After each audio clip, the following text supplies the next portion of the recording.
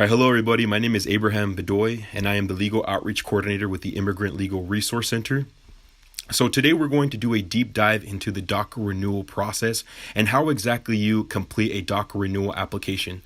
So through today's training, we hope to answer the most common questions related to a DACA renewal. So all the practical matters that we sometimes don't have the most clear insight on, hopefully through today's presentation, we're able to just get more guidance on the more practical parts of submitting a renewal application.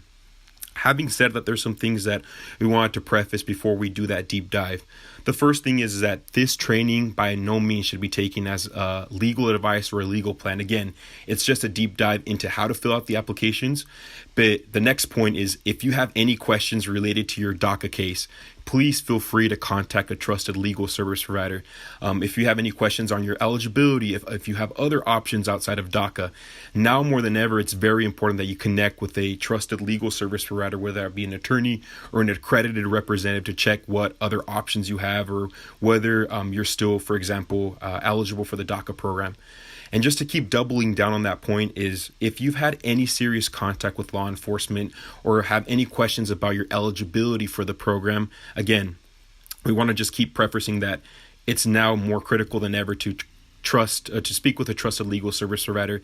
And it's not that a trusted legal service provider is going to have necessarily the magic solution to your situation, but they just have the expertise to give you the best possible knowledge and the most up-to-date information so you can make the most guided decision related to your case or the case of a family member. Having said that, I think it's important to clarify who exactly can renew a DACA status right now. I think there's been a lot of uncertainty in the community on who exactly qualifies for a DACA renewal. And hopefully this will give some more guidance on who exactly qualifies for a DACA renewal right now. For those who have had DACA in the past or currently have DACA, right now is a good time to renew that status that you have. So again, if your DACA has expired or will expire in the next year, or has been terminated by USCIS, you may be eligible to renew your DACA status. Something that we just want to know as a practical matter, if your DACA has been expired for more than 1 year, you will need to submit an initial application. So let's say my DACA expired in 2015 and I never renewed it, and now in 2020, I want to submit a renewal. I can't submit a renewal, but it's just the process to do so will be a little bit different because you have been out of DACA status for more than a year. Unfortunately, this video is only geared for folks that are going to submit a standard renewal. So if you have been your DACA has expired for more than a year, please connect with a trusted legal service provider to get more guidance on how to submit an initial application for the Deferred Action for Childhood Arrivals program. Having said that, we're going to move on to the next slide, which just uplifts what exactly we need to submit a DACA renewal. The first thing is you'll need your current work permit or your approval notice. So it's an either or situation. You can definitely have both, but if you only have one or the other, that's completely okay. Most commonly, folks have their current work permit, but we understand that work permits could get lost, wallets can get stolen. So if you don't have that, please make sure you have your approval notice, because it is a requirement to submit a copy of either of them to USCIS. The next thing is your social security number. So if you have a copy of your social security number, if you have your actual social security card, or if you know it by memory, the application for renewal of your DACA status does ask for that information. So make sure you have that on hand. The next thing is the filing fee. Right now, it costs $495 to file a renewal with the Department of Homeland Security for a DACA renewal. So make sure, not with the Department of Homeland Security, with USCIS, but make sure that when you submit your $495, it's made out to the U.S. Department of Homeland Security. You can either do that through a personal check, a money order, but just make sure, again, it's for $495 made out to the U.S. Department of Homeland Security. The next two items that are enumerated on today's training are optional items, but good ideas to have. The first one is a previous DACA application. Many advocates on the ground and folks in the legal sector ask that when you submit a renewal application that you bring a previous DACA application with you to your appointment, just in terms of referencing what you've already submitted to USCIS and to make sure things are consistent. So we're going to, again, do a deep dive. But one example is, for example, they ask you, through what port of entry did you enter the United States? If you don't remember exactly from the by memory, it's a good idea to have that previous DACA application to, again, reference it and to make sure things are consistent with the information you have already submitted to USCIS. The next thing is 2 passport size photos. So if you look at the requirements for DACA, a requirement is to submit some passport size photos.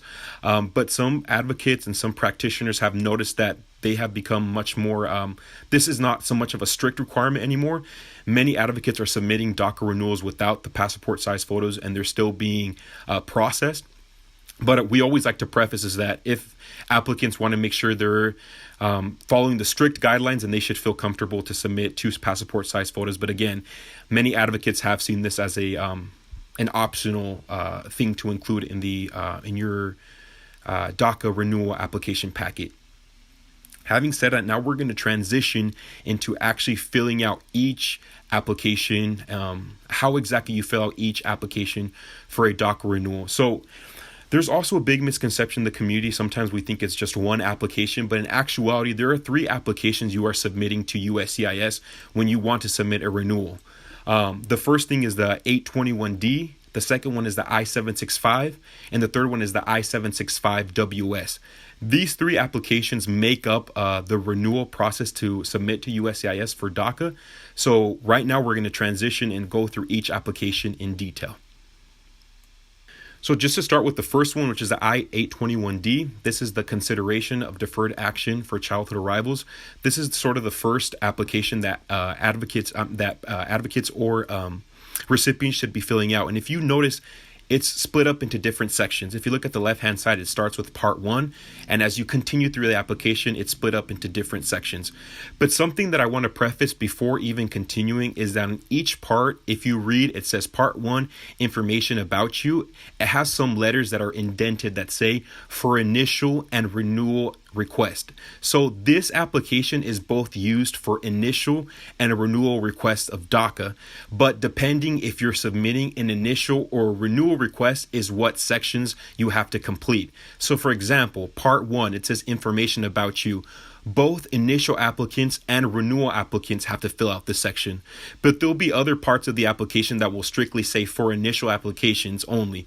So if you've submitted a renewal and you're submitting a renewal right now, you don't have to worry about filling that section out. So again, make sure that when you're looking at each section, you just check if that section even applies to you. So again, today's training is renewal request, so we will have to fill out this section because again, it's for initial and renewal request. So the first question, I think right now we're talking about it. It's asking, what are you trying to do? Are you trying to submit an initial request or a renewal request? So for our intents and purposes, we're doing a renewal request. So we would go ahead and put an X through this box. Before we continue, I want to also mention a very important point is that if you're not typing this application, you're not doing this over the computer, please make sure you fill out this application using a black pen. No other form of ink is accepted by USCIS, so make sure that you use a black pen as you're filling out this information. So again, depending on where I stand, I'm doing an initial or renewal. For our intents and purposes, it'll be a renewal request.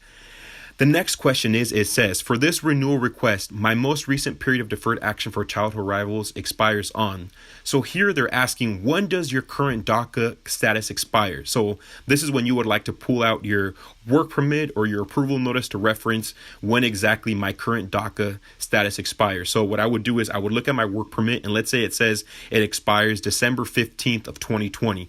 I would list 12/20/2020. So just depending on what number is on your work permit is what you're going to fill out right there. Or again, if you don't have your work permit, make sure you reference your approval notice.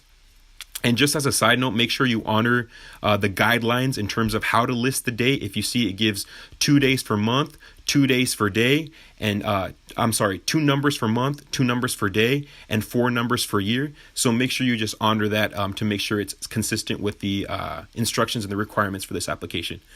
Moving on to question number 3. I think, in my opinion, this is probably one of the most confusing questions.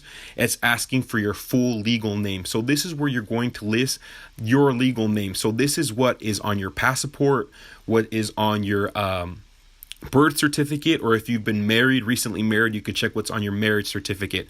So if you're, this is also a good time to reference your previous DACA application to make sure that the most up to date and most current legal name is listed. So make sure you list your most current legal name. So for example, if in the last 2 years you've been married and you've changed your maiden name into your now married name, this is where you would list your new name. So again, this is the most current legal name that the government the government has on you. So make sure you list that information here. Question number 4, it's asking about your mailing address. This isn't necessarily where you live. It's wanting to know where they could send all the information related to your DACA case to. So this is where you would list either your P.O. box, your home address, or wherever you feel comfortable receiving mail related to this DACA application. So for some, it may be a P.O. box, it may be their home address, or just feel comfortable listing whatever you'd like, wherever you'd like USCIS to send this information to. Moving on to question number 5. Now it's asking a question about are you now or ever been in removal proceedings? Or do you have a removal order issued in any other context? So having a removal order isn't necessarily a bar to applying for DACA or renewal. And generally speaking, most DACA recipients, it's a no for this answer. But if you have or ever have been in removal proceedings and you feel that you need to answer this question with a yes, before submitting your DACA application, please connect with a trusted legal service provider to make sure that you are still out, that nothing major has changed with your case. Again, it's not necessarily a bar to apply for DACA with a removal order, but it is important that before submitting any sort of DACA application in this context that you connect with a trusted legal service provider. But generally speaking, most DACA recipients will answer this question with a no.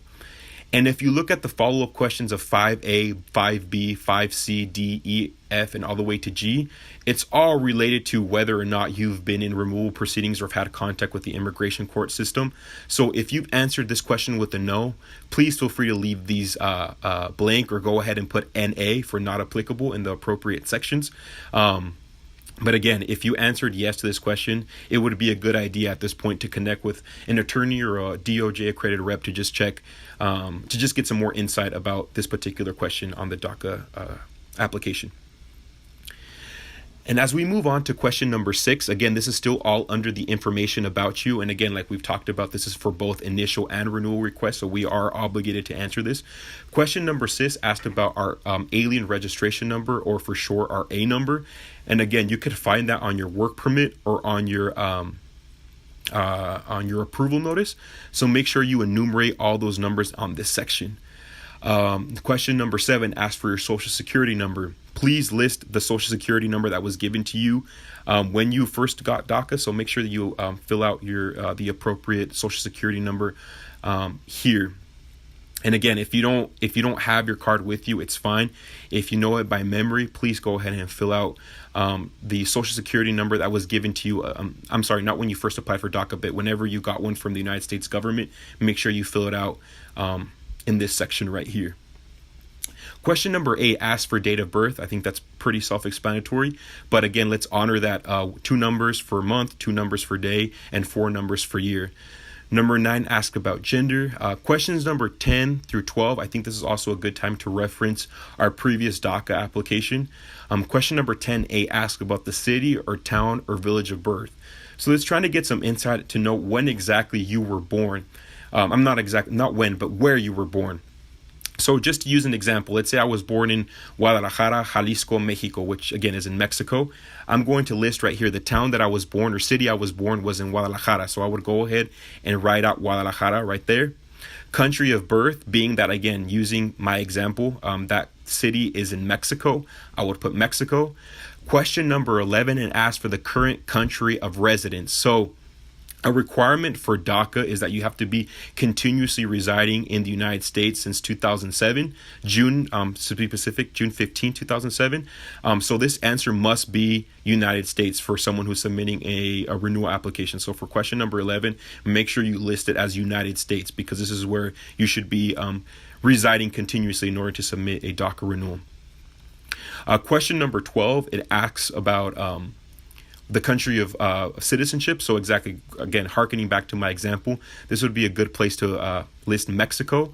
And the reason why I keep referencing using previous applications, because many times we may not know exactly where we were born. But if you're submitting a renewal application, it should have been listed beforehand. So just look at your renewal, your previous renewal application, go ahead and fill out accordingly. Question number 13 asked about marital status. And I think there's often much confusion about what exactly a marital status is. So if you see it says married, widowed, single, and divorced. So we need to understand that the status of married is a civil status. It's actually a legal status. So unless you've been through the civil process of getting married and you've gone through the court process of getting married, you are still single. So again, married is a civil process.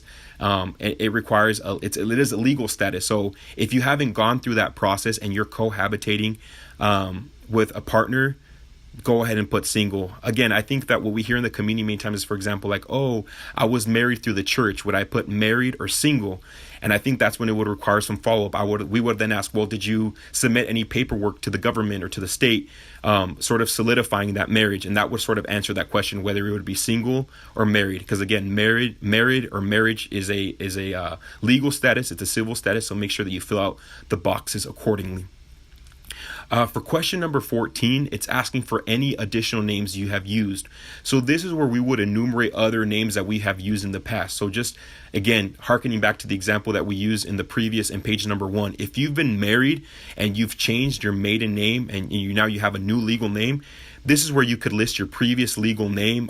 Just to, again, USCIS just wants to know other names you have used. Your maiden name was another name you used before you got married. So this would be a good place to list those names. If you have other names, so for example, let's say you've changed your name multiple times, or there's been different reiterations of your name, I think on page 7, there is on page 7 a place that you could list all other names that have been used by you in the past. So make sure that you list all versions of your name on that page if they don't fit on question 14. Moving on to question number 15, it's asking about ethnicity. So again, if you're Hispanic or Latino or non-Hispanic or Latino. Question number 16, it asks about race. I think also this is a good time to reference a previous DACA application to check what you've listed before in the past and just to make sure it's as consistent as possible.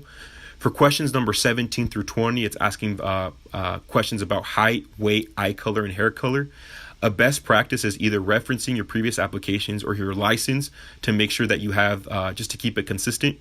Obviously, sometimes weight can fluctuate, so please feel free to change the weight accordingly. But if you want to keep it consistent, again, you can reference a license, your previous application, just to make sure we are as consistent as possible. That is all the section for part 1. Now, as we move to part 2, again, I want to reference, it says for initial and renewal request. So this is going to ask about residence and travel information. Because we're filing a renewal request, we are required to fill out this section because, again, it says it's for initial and renewal request. So we are required to dive into this section, being that we're doing a renewal of our DACA status. The first question, it's attacking a very important requirement to apply for DACA. It's, have you been continuously residing in the U.S. since at least June 15th, 2007 and up to the present time? Just like I had spoken of previously, this is a requirement for DACA. In order to apply for DACA and to be eligible for DACA, an applicant must have been continuously residing in the U.S. since June 15th of 2007. So the answer to this question must be yes. If for some reason you think it's no, if for some reason you think you've broken your continuous residence, this would be a good time to stop and connect with a trusted legal service provider to check if you're still eligible for the program. Because again, this has to be yes before continuing with your renewal request. And for most DACA applicants, the answer to this question is yes. As we move on to page number 3, it's asking us again where information about where we have lived. So it's asking us about our present address. If you see it asked date at this residence from, and that it is where you presently live. I just want to be clear here is that many times we think that we have to list every address that we've ever lived at, because that's sort of how the DACA application, it required a lot of intensive writing of where we've lived in the past.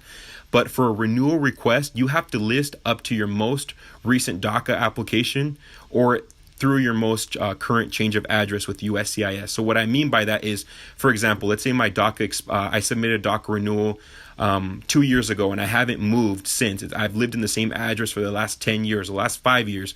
I don't have to list my previous addresses here. I only have to list addresses that USCIS doesn't know about, whether it be through a previous DACA application or through a change of address. So if you lived in the same house for the last 4 years or since your last renewal request, you can go ahead and just list that when you move there, and that you're presently living there, and the street number and the appropriate information. And again, this is a key point to reference previous DACA applications. So again, let's say I've been living at the same house for the last couple of years, but I don't remember when I moved there. I can reference my previous DACA application to check what I've already let USCIS know when I moved to that residence. So I think this is a great part, that if you don't remember the exact date, you can reference that reference the previous application that you've submitted to USCIS to make sure you're giving the most accurate information as possible. As we move on to travel information, this is where you'll list if you have left with advanced parole.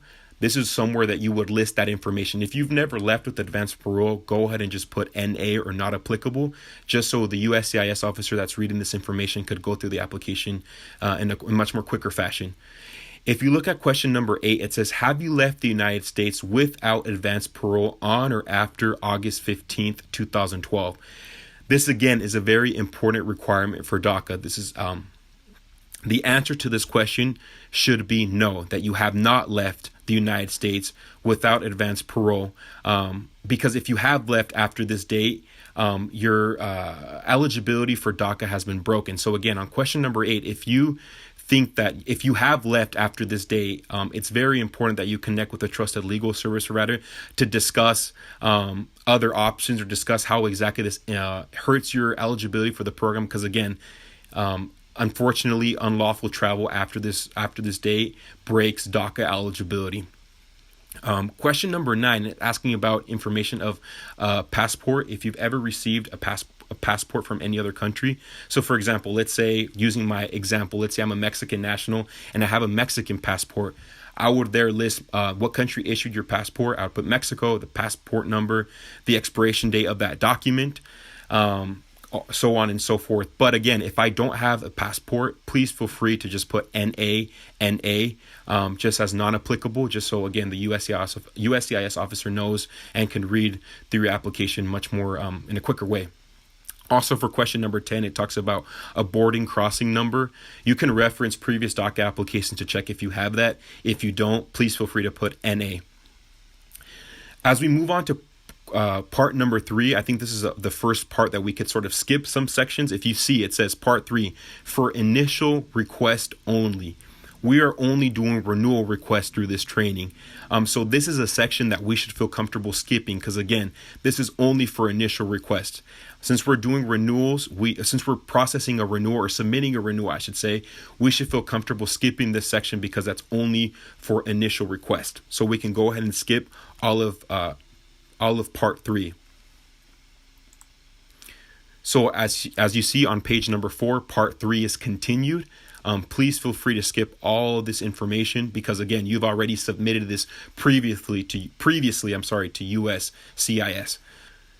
As we transition into part 4, we see that this is a section that's not just required for initial applicants, but also for renewal applicants as well.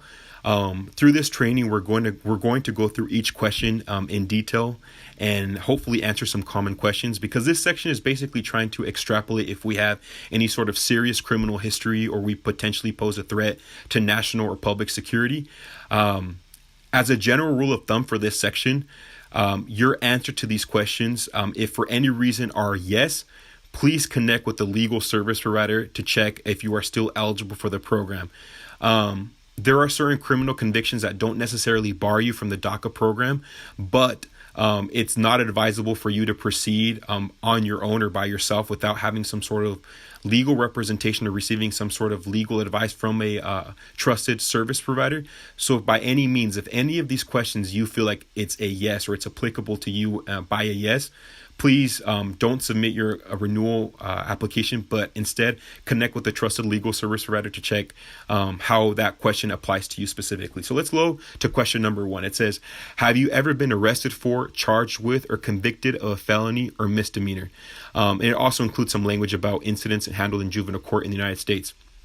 And I think it's very important that it prefaces, it says, do not include minor traffic violations unless they were alcohol or drug related. So if you've been stopped by the police for, let's say, a broken taillight, or you have a speeding ticket and you've paid it off and you have no serious criminal history, the answer to this question should be no. But again, if you do have some serious criminal history, let's say you have had some issues with alcohol or you have some sort of felony or misdemeanor and you feel like this answer to this question is yes, please don't proceed submitting this. Connect with a trusted legal service provider to see how this question affects you and your eligibility for the program.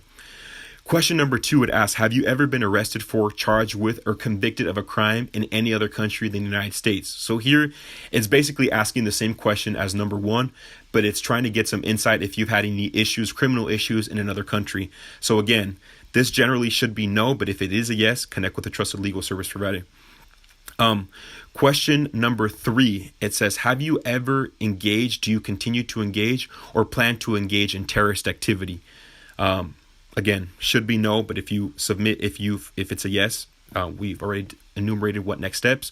Are you now or have been a member of a gang? Have you ever engaged, ordered, or incited, assisted, or other words, participate in any of the following? So question number 5 has a couple of sub-questions. It's asking, have we ever participated or engaged in any of the following? Acts involving genocide, torture, or human trafficking, killing any person, severely injuring any person, any kind of sexual contact or relation with any person who was forced or threatened? Have you ever recruited, enlisted, conscripted, or used any person to serve in or helped in an armed force or group while such person was under the age of 15? And lastly, number 7, have you ever used any person under the age of 15 to take part in hostilities or to help or provide services to people in combat? All these questions, again, if they are no, please feel free to enumerate them with no or mark them with no. But if for some reason you think a yes applies to you, don't move on. Immediately stop and connect with a trusted legal service provider to check about more options and to check if this question may hurt your DACA eligibility. So we are close to completion with this part of the application, the first part, which is the I-821D.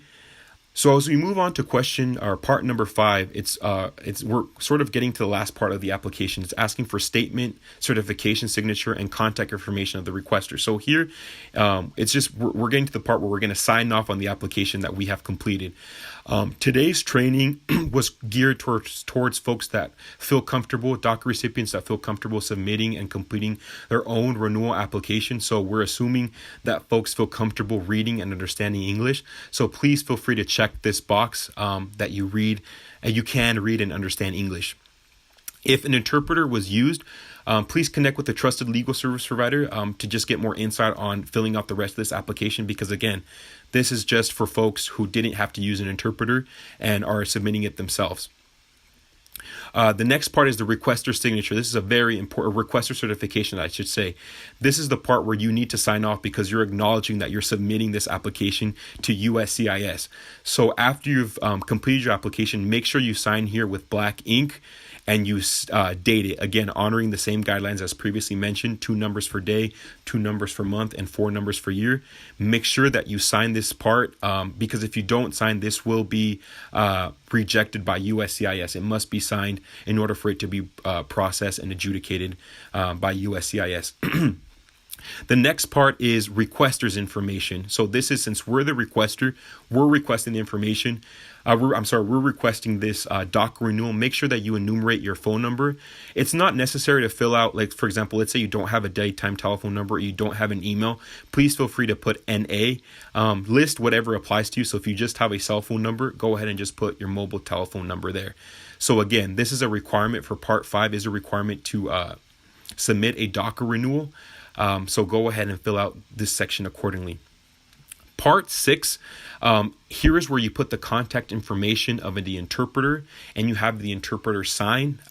But again, since this training is geared for folks who are completing this application pro se, or they're filling it out themselves, please feel free to put NA on this section because you didn't use an interpreter, and it won't be counted against you because it's assumed that you're completing your own.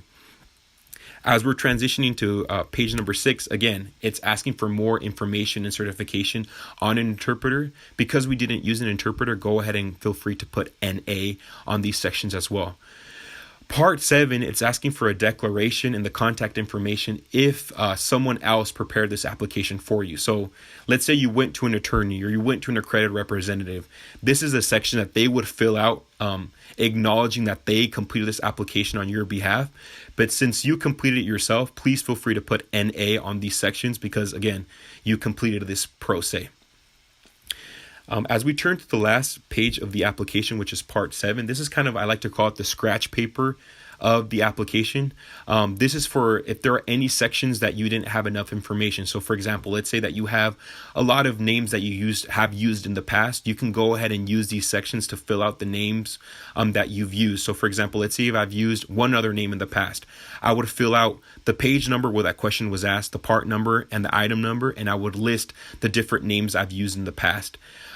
For completion purposes, make sure you also just list your full name again, your full legal name and your A number, just to make sure the application is complete and it's complete to the best of your ability. Again, this last page is just the scratch paper. So if you don't have anything you want to list here, that's completely okay.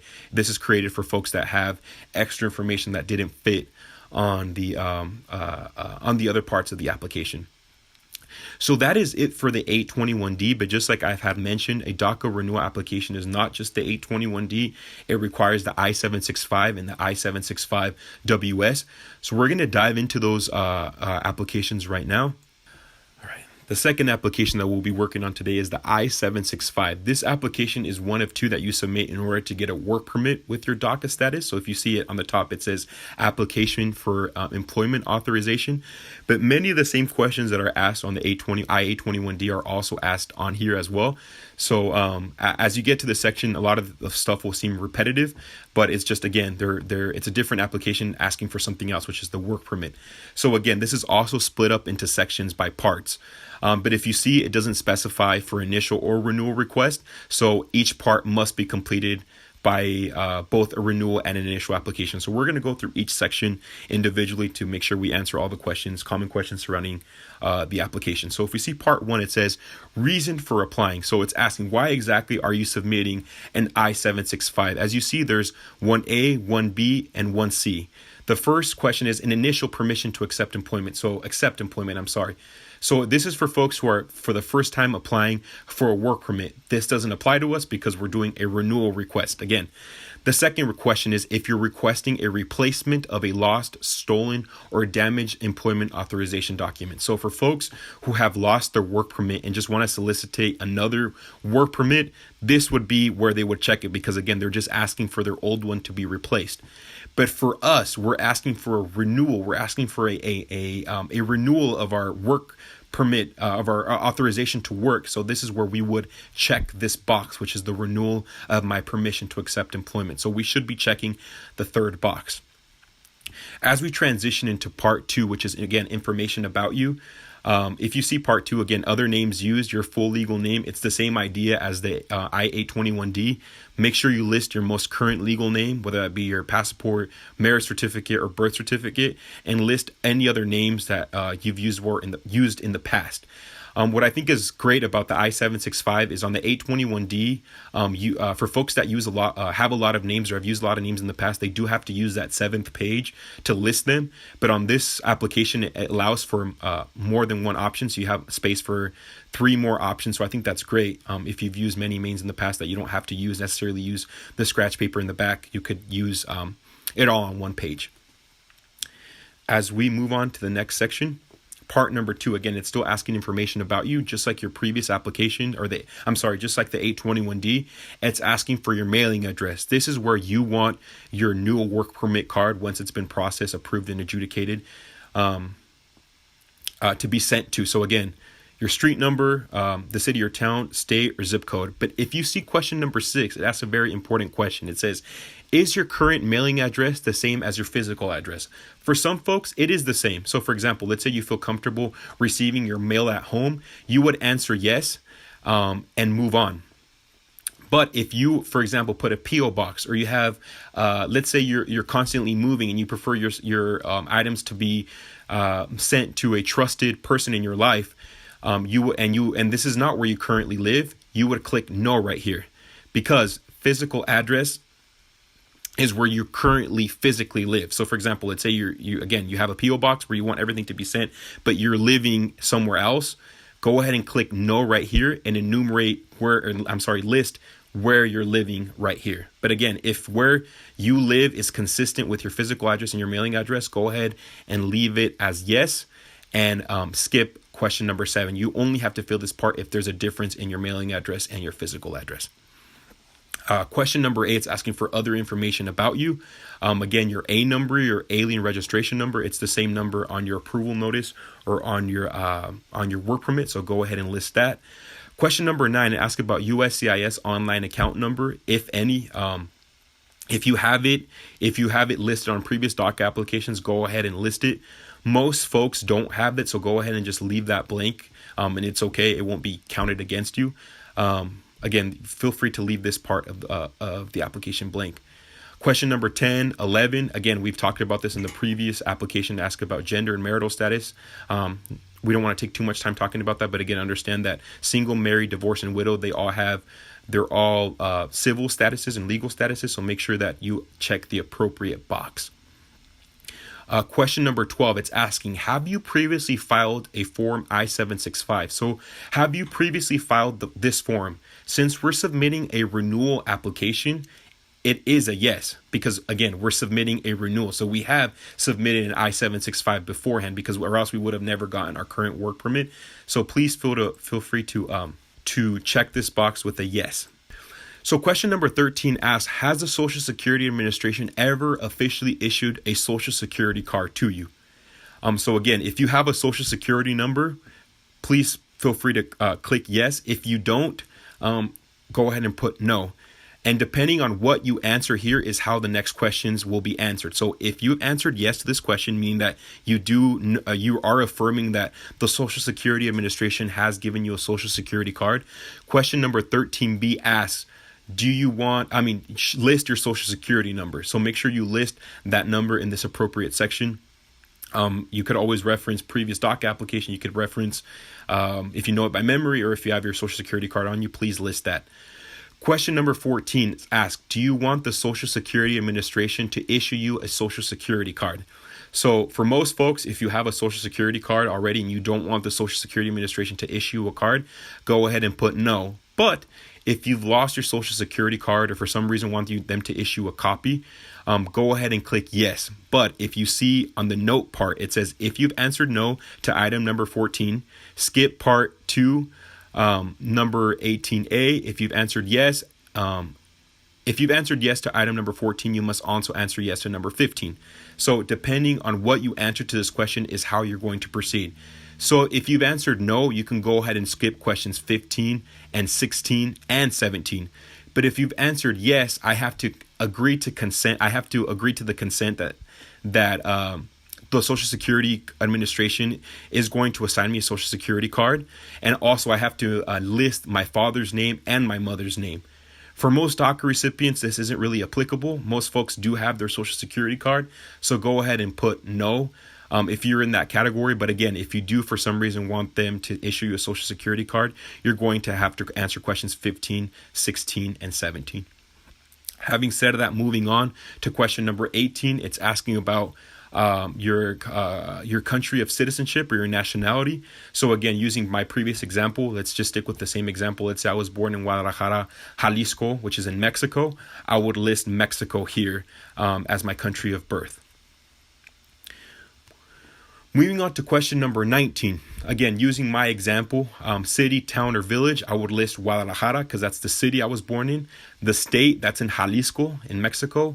And country of birth would be Mexico, and the date of birth, my date of birth. So again, keep following the same guidelines.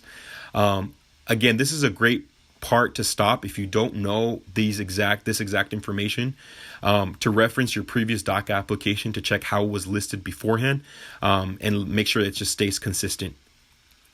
As we move on to questions number 21 through 26, this is where I think it is very key to have your previous DACA application, because there's an important date that we're going to be listing moving forward. So again, 21, Form I-94 arrival or departure record. Please reference your previous application. If you don't have anything listed there, go ahead and leave this one blank, and move on to the next question. Question number 21 asks for passport number or most recently issued passport. So again, if you've had a passport, please list that number. And something I forgot to reference in the 821D and I'm remembering now is it doesn't matter if your passport has been expired. Please feel free to list it. It doesn't matter if it's expired. Again, they're just trying to get information on you. So please go ahead and list that number here. If you don't have one, go ahead and put NA.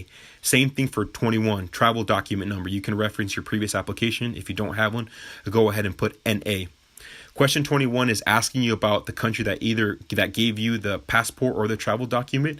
So go ahead and put the country. If you don't have either or, go ahead and put NA. Same thing for 21. It's asking for the expiration date of either or documents. If you don't have it, you can go ahead and leave this one or put NA.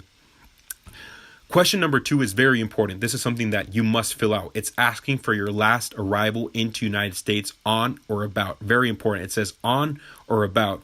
This is probably the biggest reason why we ask folks to bring previous DACA applications, because many folks don't remember the exact date of when they entered the United States last. So this would be a good time to reference your application to check what's listed on there. So, for example, it could have been May 15th of 1994, or June 2nd of 2002, whatever date that is, make sure you list it on here. If you don't remember, it's okay to put an approximate date, but just make sure that it's consistent as possible. If you don't remember this date and don't have access to a previous DACA application, again, an approximate is fine, but just make sure you check in with family members or other folks that may potentially have that information, to make sure it's as consistent as possible. And that may even be calling, if you went to a trusted legal service provider to fill out this application, or you went to anybody for that matter, calling them to check if they have a previous application to, again, make sure you stay as consistent as possible. Question number 23, again, ask for your place of arrival into United States. This is something that you can extrapolate from a previous application. It could be San Isidro. It could be, if you're coming from the Mexico side into the United States, it could be San Isidro. It could be an airport. It could be different things for different people. So make sure that, again, you keep referencing previous applications. So question number 24, it asks about your immigration status at our last arrival. So again, this will be subjective to every person who submits this application. For some folks, that may mean that you're undocumented, so you would just go put no status, or maybe it's that you had a tourist visa at the time, or a student visa. So it just depends on, it's very subjective from person to person. So just make sure you put your status at your last entry. For most folks, it is no lawful status or no status, so make sure you list that there. For question number 25, it's asking what your current status or category is. For DACA recipients, we like to put, what advocates have advised folks to put is just to put DACA recipient. So for question number 5, please feel comfortable to put DACA recipient. Question number 26, student exchange visitor information system. If that doesn't apply to you, go ahead and just leave that blank. Number 27 is a very important question that we must answer. The I-765, which is the form that we're using right now, isn't just for DACA. Many other forms of immigration relief use this form to solicitate work authorization.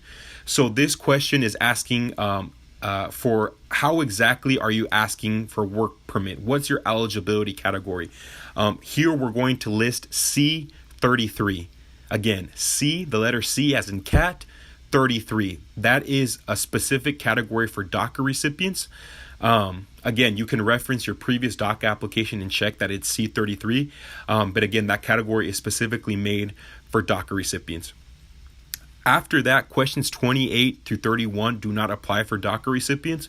So go ahead and leave all those questions blank as we move on to the last section. Again, make sure C33 is listed here before we move on from questions 28, 29, 30, 31, and on to page number 4. So as we transition into page number 4, we're looking at part 3, which is where folks, it's asking for applicant statement, contact information, declaration, certification, and signature. Just like the previous application that we went over, the I-821D, the I-765 are kind of viewing the application through the same lens. We're assuming that folks are submitting their applications pro se, or they themselves. So we're assuming that folks feel comfortable reading and understanding English. So make sure you check this box affirming that you can read and understand English. 1B and 2 is for folks that are using an interpreter or used a preparer to fill out their application. So if that is you, if you are using an interpreter or used a preparer, make sure you connect with a trusted legal service provider to just go over the application, because this training, again, is just for folks who are submitting it on their own. Applicant contact information. Here it's asking for the information from the applicant, so your information. So make sure you list, again, you don't have to list all 3. Make sure you just list whatever applies to you. So if you just have a work number or a cell phone number, make sure you list that. If you don't have a telephone number and email address, you can go ahead and put NA here. Just list whatever applies to you. Just like in the I-821D, the I-765 also requires a signature from an applicant. So make sure that you sign and date, because if you do not sign and date this application, it will be rejected. We've seen applications in the community that this simple step is missed and the application isn't processed. So make sure you sign, again, with black ink. Everything must be signed in filled out in black ink, and you put the appropriate date. The date of the signature with honoring the 2 days for month, 2 numbers for month, 2 numbers for day, and 4 numbers for year. As we look at part 4, again, it's asking for information about an interpreter. Since we're not using an interpreter for our intents and purposes, we could just go ahead and skip that.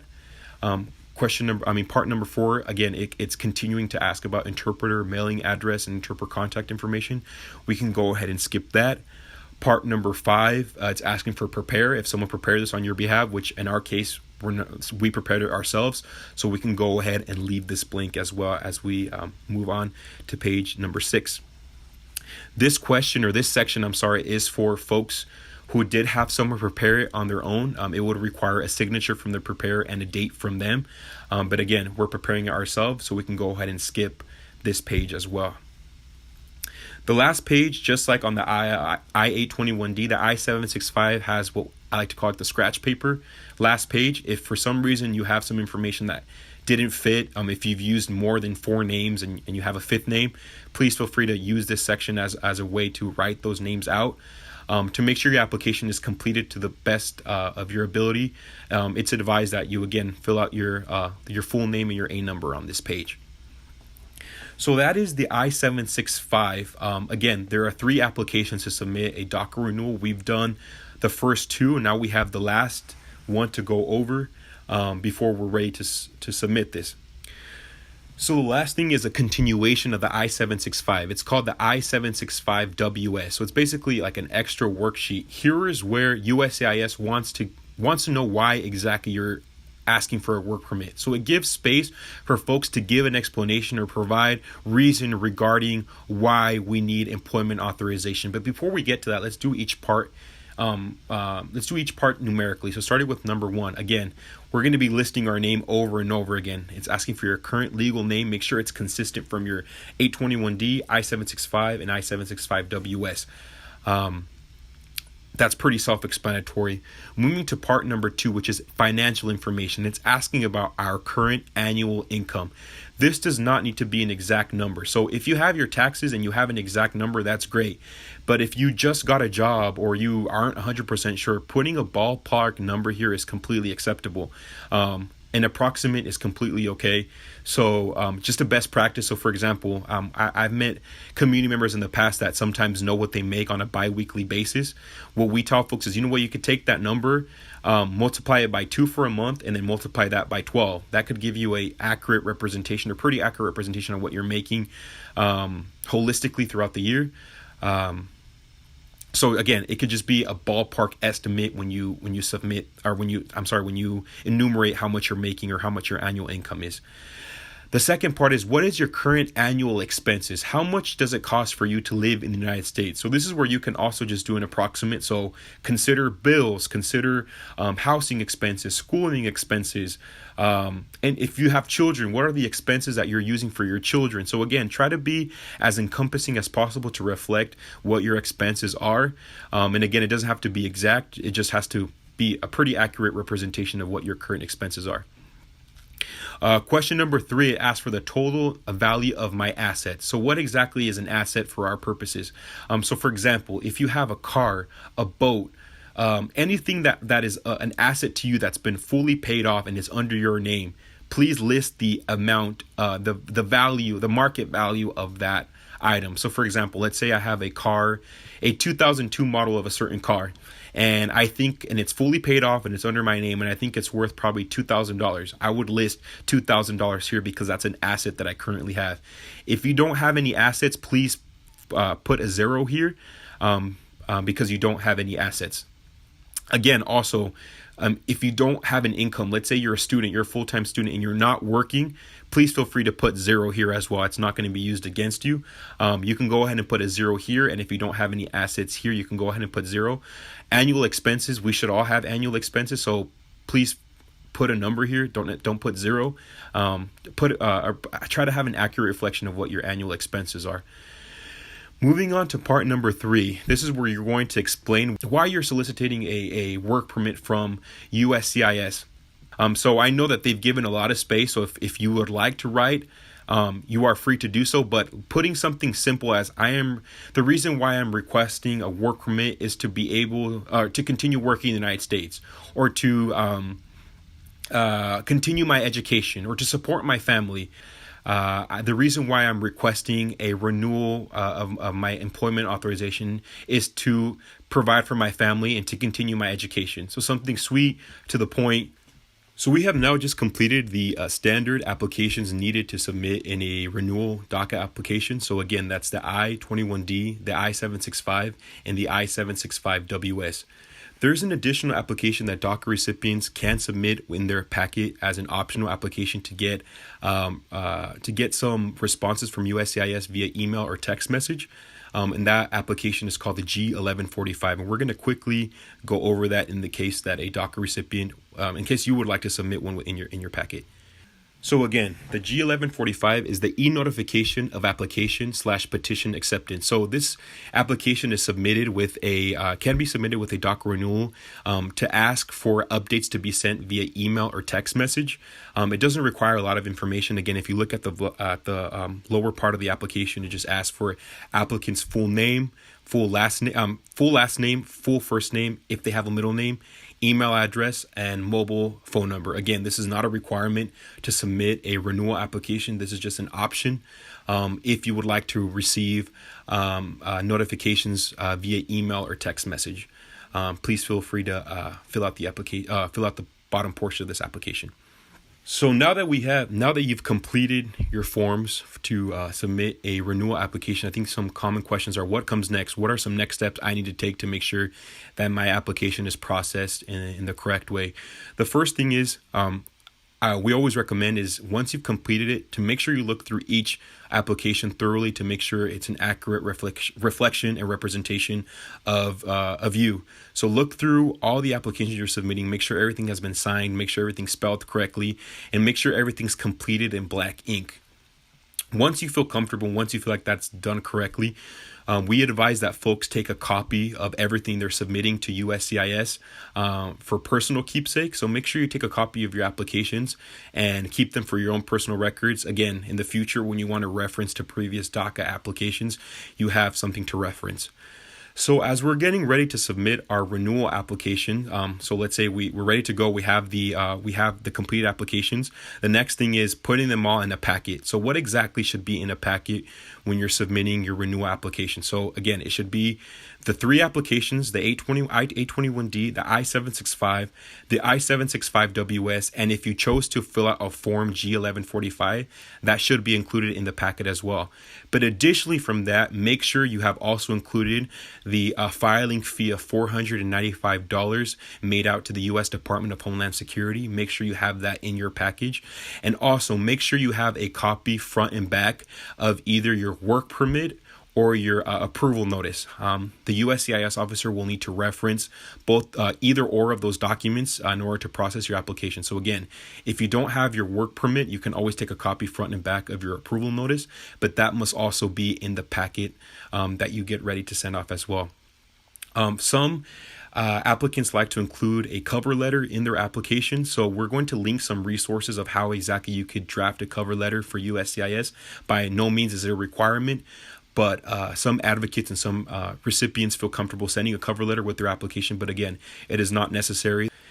And another question that we get is, where exactly do I send it to? Where exactly, now that I have my packet ready to go, everything's in there, where exactly do I send it to? And I think that's a great question. And it is going to depend state by state. So I'm going to transition now to talking a little bit about what address you should be sending it to, depending on where you live. So again, where you send your application will depend primarily on where you live. So it really depends on the state that you live in. So make sure you visit the link to make sure you get the accurate address to where you need to submit your DACA renewal application. Listed here is just an example. Let's say you live in Arizona or California.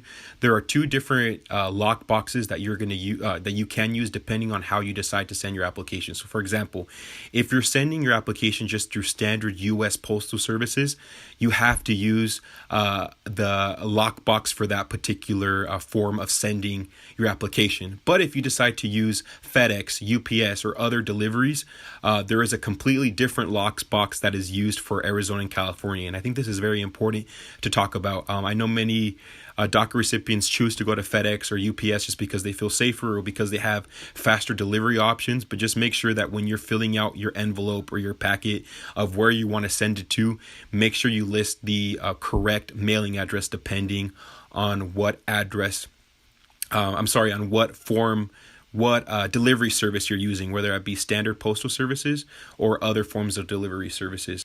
With that said, we want to thank everybody for joining our training today on how to complete a DACA renewal application. If you have any questions related to your case or any questions related to what was covered today, please connect with a trusted legal service provider in your area just to go over not just the DACA process, but also potentially other legal options. Again, today's video was just a how-to video on how to submit or how to prepare a renewal application for the Deferred Action for Childhood Arrivals program. But if for some reason you have any questions, or again, if you've had any complications in your case, please feel free to reach out to a trusted legal service provider, or also visit our DACA website or a DACA page on our ILRC website for more guidance and information related to DACA. Thank you so much for your time. Have a good day.